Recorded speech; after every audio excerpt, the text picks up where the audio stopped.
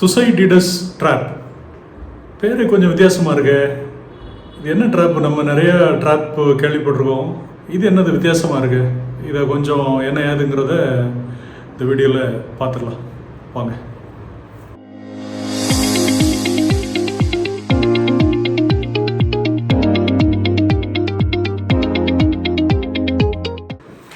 இந்த துசைடிடஸ் அப்படிங்கிறது ஒரு ஒரு ஒரு படத்தளபதியோட பேருங்க.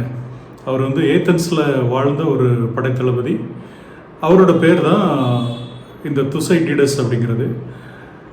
துசைடிடஸ் ட்ராப் அப்படின்னா என்ன அப்படின்னா, அவர் ஒரு ஒரு கான்செப்ட் ரெடி பண்ணார்.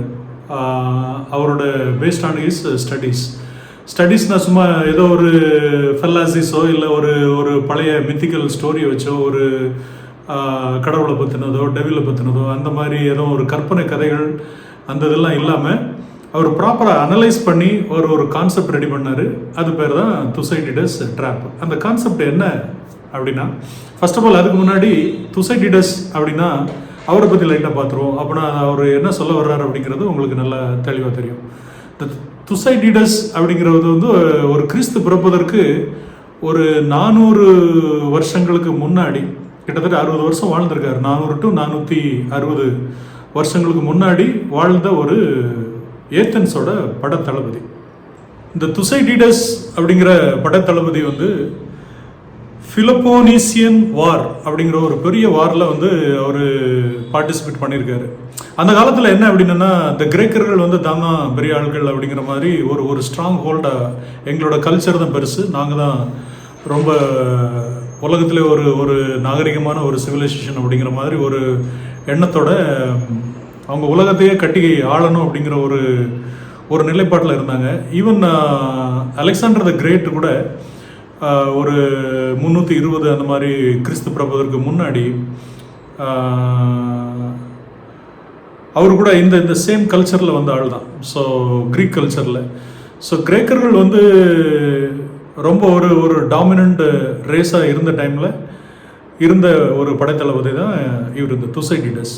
சரி, இவர் எதை பற்றி எழுதினார், என்ன என்ன கான்செப்ட் ரெடி பண்ணார் அப்படின்னா, இந்த வார் வந்து எப்போதுமே இந்த சிச்சுவேஷன் எப்படி இந்த வாரில் வருது அப்படின்னா, ஒரு லீடிங் ரூலிங் பவர் அப்படின்னு ஒன்று இருக்குது, ஒன்று வந்து ரைசிங் பவர்னு ஒன்று இருக்குது. ரைசிங் பவர்னா என்னன்னா, இப்போ நம்பர் 1ல ஒரு ஆள் இருக்கிறாரு, ஒரு ஒரு நேஷன் இருக்குதுன்னு வைங்களேன். ஸோ இன்னொரு நேஷன் வந்து இதை கேட்சப் பண்ணுற மாதிரி ஒரு செகண்ட் லெவலில் வர்றத வந்து ரைசிங் பவர் அப்படிம்பாங்க. ஸோ இப்போது ஏத்தன்ஸ் வந்து ஒரு ரூலிங் பவரில் இருக்குது. அதை இப்போ கரண்ட் சுச்சுவேஷனில் ரூல் பண்ணிகிட்டு இருக்குது. ஸோ த ஸ்பார்டன்ஸ் வந்து ரைஸ் பண்ணி மேலே வராங்க, செகண்ட் பெஸ்ட் அப்படிங்கிற மாதிரி வராங்க. இவங்களுக்கும் அந்த ஏத்தன்ஸுக்கும் வந்து நிறைய சண்டை நடக்குது. ஒரு 30 வருஷம் நிறைய வார் நடக்குது. அதில் ஒன் ஆஃப் த வாரில் இவர் வந்து பார்ட்டிசிபேட் பண்ணியிருக்காரு. ஸோ இவர் என்ன பண்ணியிருக்காரு அப்படின்னா, ஒரு ஒரு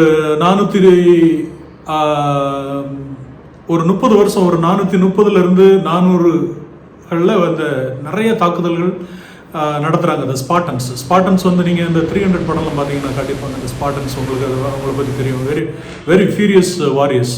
ஸோ அந்த குரூப் வந்து இந்த ஏதென்ஸ் குரூப் அட்டாக் பண்ணி அவங்க ஒரு ஒரு டெரிட்டரி பிடிக்கிறாங்க. இதில் இவங்க 2 பேரும் வேறு வேறு கண்ட்ரி கிடையாது. இது வந்து சிவில் வார். ஆக்சுவலாக ஒரே கண்ட்ரியில் உள்ள 2 ஏரியாவில் உள்ளவங்களுக்கு சண்டை நடக்குது. ஸோ ஆக்சுவலாக அந்த கிரீக் டோட்டல் எம்பையர் வந்து கம்ப்ளீட்டாக டெஸ்ட்ராய் ஆனதுக்கு காரணமும் அந்த சிவில் வார் தான், அவங்களுக்குள்ளே போட்ட சண்டை தான். ஸோ இந்த கிரேக்கர்களை கம்ப்ளீட்டாக இந்த சிவில் வார், இந்த மிலிட்ரி கான்ஃப்ளிக்ட்னாலையும் எக்கனாமிக் வார்னாலே திருப்பி அது எக்கனாமிக்கலாக நிறைய ப்ராப்ளம், ரைட்டு த எக்கனாமிக்காக டவுன் ஆகும் அந்த கண்ட்ரி. எந்த கண்ட்ரி வாருக்கு போச்சுதோ அந்த கண்ட்ரி எக்கனாமிக்காக ஒரு பெரிய ப்ராப்ளத்தை ஃபேஸ் பண்ணி ஆகணும். அந்த ரீசனில் தான் இப்போ ரஷ்யாவுமே சரி, சைனாவுமே சரி, வார் வரப்போதுன்னு அவங்க தங்கத்தை பதுக்கிறதுக்கு அதுதான் ரீசன். ஸோ அவங்களுக்கு வந்து ஒரு எக்கனாமியை ஃபஸ்ட்டு நல்லா ஸ்ட்ராங் பண்ணி அவங்க ஸ்டோர் பண்ணி அவங்கள ரெடி பண்ணிட்டு தான் அவங்க வாருக்கே போவாங்க. ஸோ இல்லை அப்படின்னா அந்த total nation will be collapsing. So இதான் ரீசன். அதனால தான் இப்போ தங்க விலைலாம் ஏறுது. வார் சுச்சுவேஷன் வரும்போது தங்க விலை ஆட்டோமேட்டிக்காக ஏறிடும். ஸோ அது வந்து one is both are inter connected. Okay, நம்ம சப்ஜெக்டில் வரலாம். இப்போ இந்த துசைடிடஸ் வந்து இந்த 30 வருஷமாக அவர் ஜென்ரலாக இருந்ததுனால இந்த சுச்சுவேஷன் எல்லாமே அனலைஸ் பண்ணுறாரு. அனலைஸ் பண்ணிவிட்டு அவர் குறிப்பு எழுதுறாரு. ஒவ்வொரு வாரிலையும் என்ன நடக்குது, என்ன இதுக்கு காரணம் என்ன, ஏன் இந்த சிச்சுவேஷன் வருது அப்படிங்கிறத ஒரு க்ளீனாக குறிப்பு எடுத்து அவர் ஒரு ஒரு ஒரு அறிவிப்பாக அதை ஒரு கான்செப்டாக அதை ரிலீஸ் பண்ணுறது என்ன அப்படின்னா, இப்போது ஒரு ரைசிங் பவரில் ஒரு நேஷன் இருக்குது, ஒரு நேஷன் வந்து அதை கேட்சப் பண்ணுறதுக்கு செகண்ட் பெஸ்ட்டாக வந்துட்டு இருக்குது அப்படின்னா, இந்த 2 நேஷனும் மோஸ்ட்லி ஒன்றுக்கு ஒன்று தகராறு பண்ணோம். ஏன்னா இது வந்து இந்த டாமினன்ட் எப்படி ஒரு லயன் வந்து ஒரு டெரிட்டரியை கண்ட்ரோலில் வச்சுருக்குதோ, இன்னொரு புது லைன் அந்த டெரிட்டரியல் இஷ்யூ வரும் இல்லையா, ஒரு மேல் டாமினண்டாக அவர் இருக்கும்போது ஒரு அடுத்த மேல் லைன் வந்ததுன்னா அது எப்படி அந்த டெரிட்டரியை வந்து பாதுகாக்குமோ, அதே மாதிரி ஒரு நேஷனும் கண்ட்ரோல் பை ஒரு ஸ்ட்ராங் பிரசிடெண்ட்டோ ஒரு ஸ்ட்ராங் தளபதியோ அதை கண்ட்ரோல் பண்ணும்போது இன்னொருத்தர் வரும்போது அது அவங்களுக்குள்ள நேச்சுரலாகவே அது சண்டை ஃபார்ம் ஆகும். ரைட், இதுதான் அந்த கான்செப்ட். இது வந்து இன்னைக்கு வர இது அப்ளிகபிள் தான். இன்னைக்கு வர உள்ள நேஷன் வர நீங்கள் இந்த சேம் கான்செப்ட் இஸ் அப்ளிகபிள். நீங்கள் இந்த சார்ட்டை நீங்கள் சைடில் உள்ள இந்த சார்ட்டை பாருங்கள். நீங்கள் பார்த்தீங்கன்னா அந்த ஃபர்ஸ்ட் ஹாஃப்லேருந்து 16வது செஞ்சுரி வரை ஃப்ரான்ஸ் வந்து இந்த ஹோல் வேர்ல்டு வந்து கண்ட்ரோல் பண்ணி சூப்பர் பவராக இருந்திருக்கிறாங்க. நீங்கள் இந்த சார்ட்டை பார்த்தீங்கன்னா ரொம்ப கிளியராக தெரியும். அதுக்கப்புறம் கரெக்டாக ஒரு 16வது செஞ்சுரி மிடில் வந்து ஹாப்ஸ்பர்க் அப்படின்னு ஒரு கம்யூனிட்டி, ஒரு குரூப் ஆஃப் ஒரு டீம் வந்து அவங்க வந்து பவர் எடுத்துருக்குறாங்க.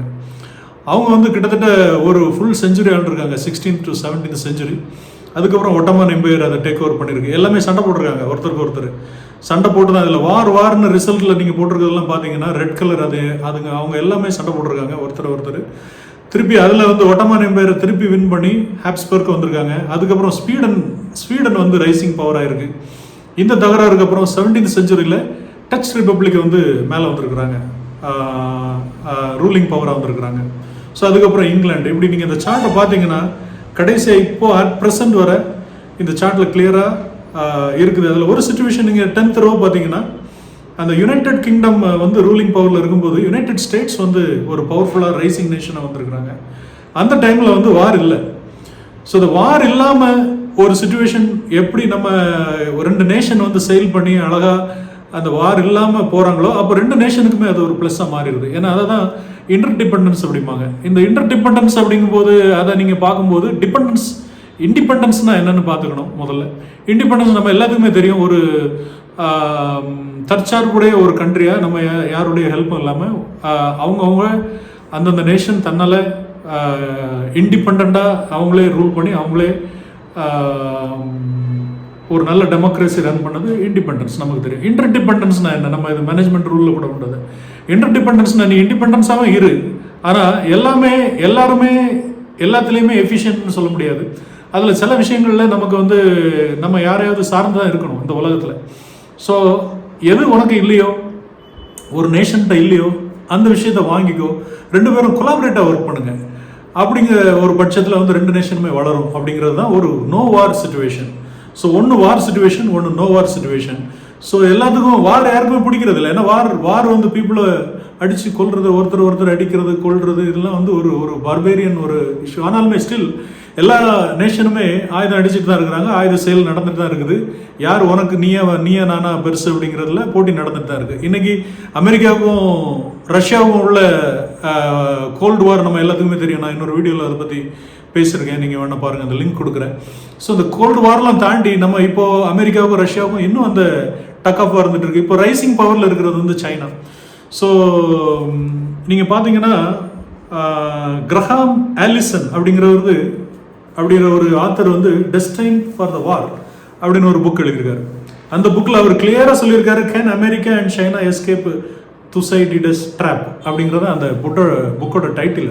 அதான் இதில் என்ன சொல்ல வர்றாரு அப்படின்னா, துசைடிடஸ் ட்ராப்புங்கிறது வாருக்கு ரைசிங் பவரையும் ரூலிங் பவரையும் கொண்டு முட்டி வைக்கிற ஒரு கான்செப்ட் தான் துசைடிடஸ் ட்ராப்.